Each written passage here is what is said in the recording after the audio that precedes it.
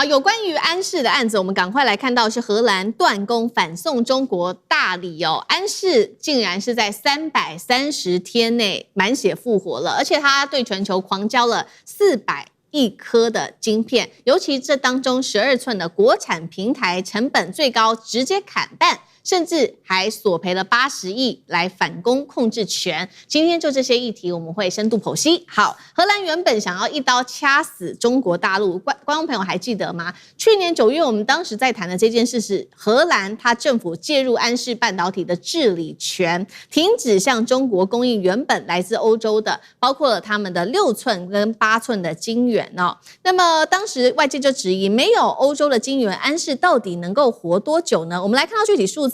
過去11個月，安氏中國已經成功的向全球提供了超過1000家的客戶，累積交付了400億顆的晶片，代表說這個安氏不但沒有被打倒，反而是直接宣布說我們回來了，而且做的比在制裁前還要更強。安氏怎麼做到的？其實呢，這個媒體也特別報道了，盤點了一下他絕地重生的一些關鍵。好，我們來看到一些細節。第一個，他將這個研發、製造、封測、可靠性的驗證重新給它串起來，把海外的供應鏈快速的轉向本土，直接導向12寸哦，甚至已經不做剛剛我們提到的6寸、8寸，他乾脆直接做12寸。重點是整條供應鏈都一起換，國產化的比例哦，從不到20%，現在一口氣給它拉到了大約是100%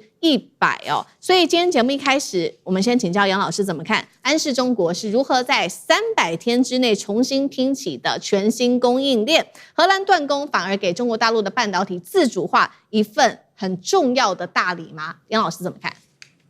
安氏半導體這個事件啊，簡單講，2019年的時候，中國大陸就進行這一筆最大的中國的海外的併購，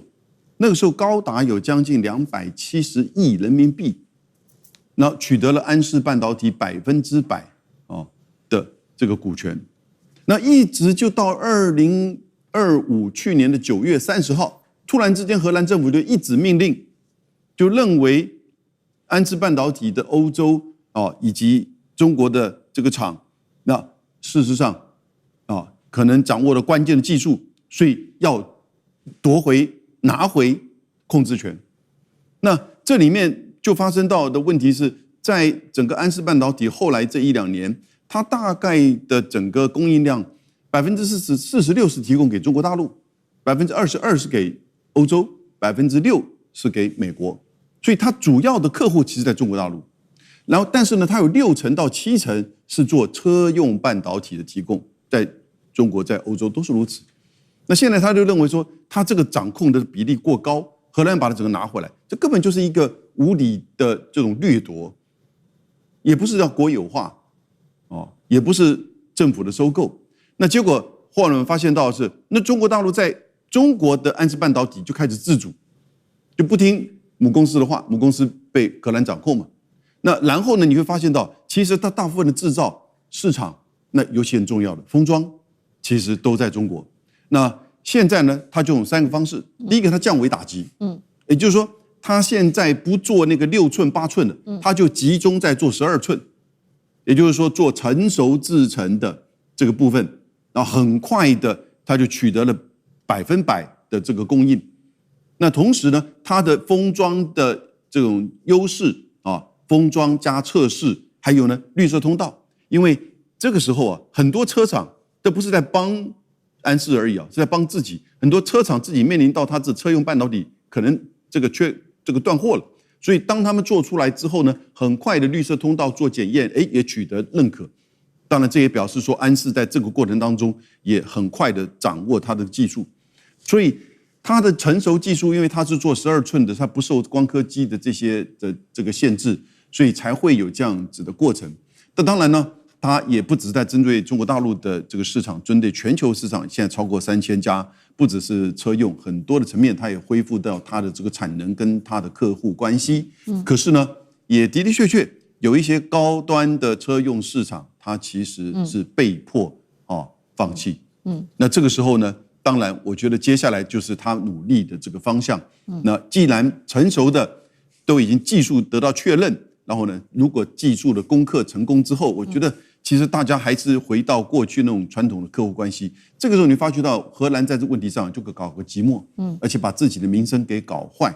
那同時呢，也讓很多中國的企業對於投資在這麼大筆的關鍵性的投資會擔心那種地緣政治介入的因素會仍然存在的。好，所以我們看到，其實現在等於是中國大陸這個安視現在已經找到了完全一個全新的定位，它就是不做6寸8寸，做這個12寸的成熟製程之外，其實它的另外一個優勢還有它的成本優勢，因為現在說呢，最高單顆的製造成本可以降低大約50%，這是它的第2個優勢。第3個優勢是它的交貨變快了，從原本要大概12到16週，現在呢最低只要4週就可以來完成交貨了。那它也不斷的迭代出新出了很多的新品預計會在第3季、第4季持續的推出，每月會有20款以上的新品設計輸出。那是不是代表說未來歐洲跟中國安視會走2套不一樣的供應鏈？中國版本更有成本上面的一個優勢嗎？賴老師怎麼看？其實已經分道揚鑣了因為中國大陸剛開始的時候還抱有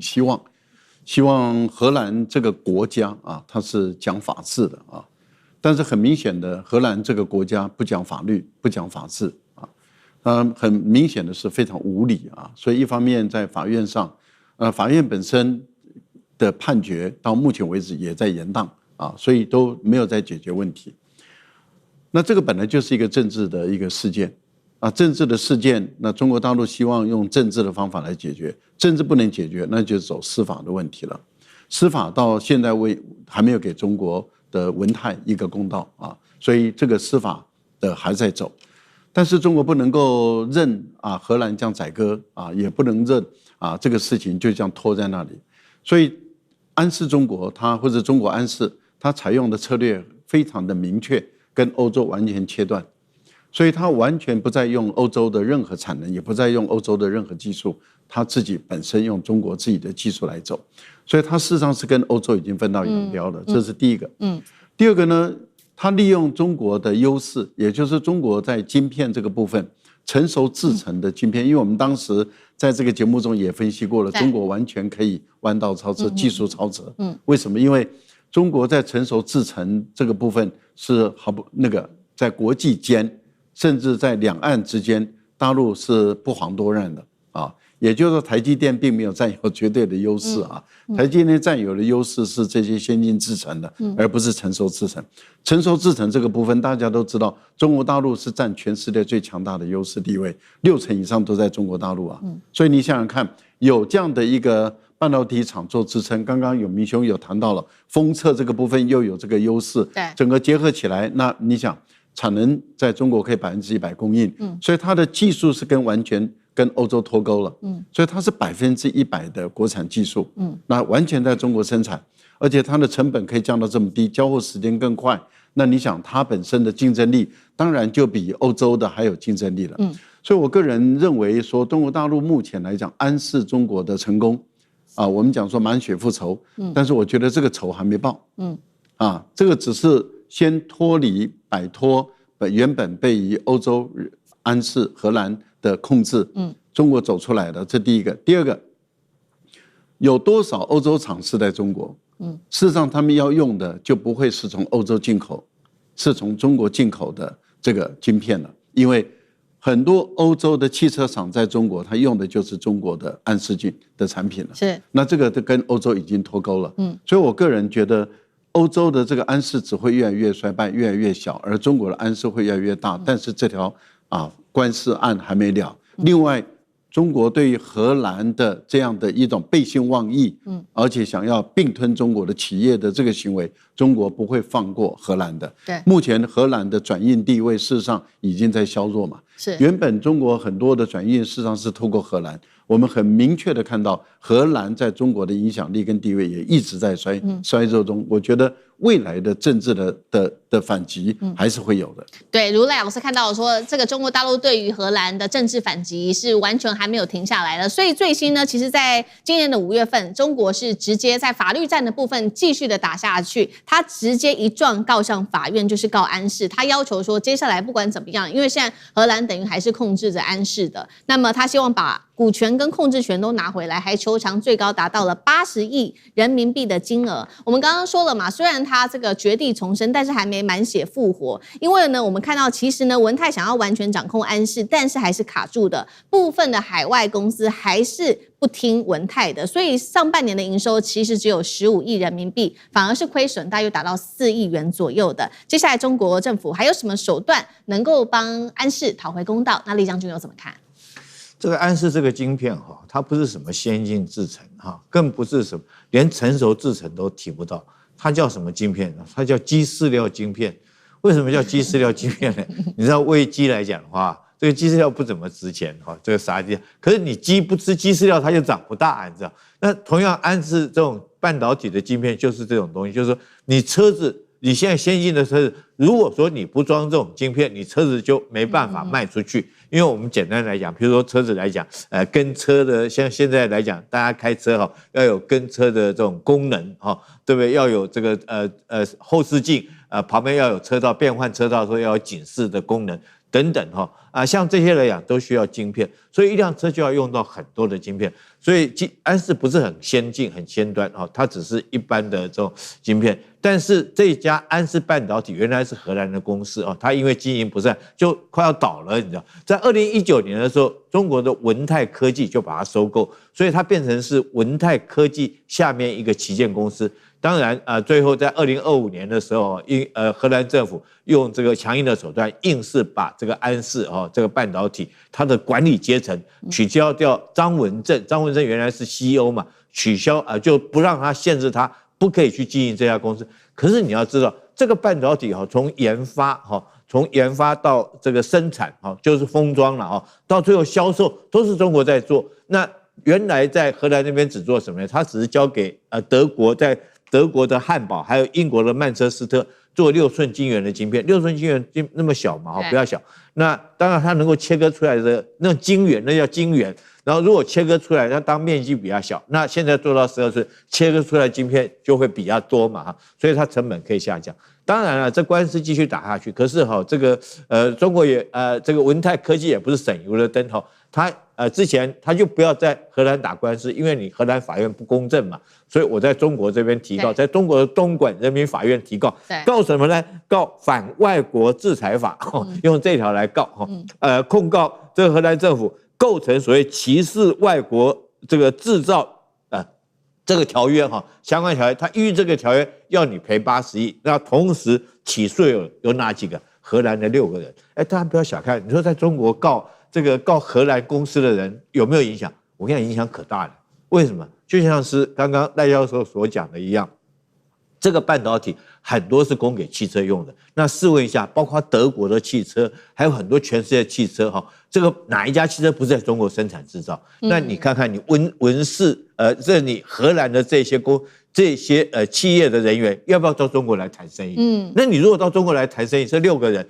我中國法院就有權將你起訴，將你扣押，將你約談。那甚至於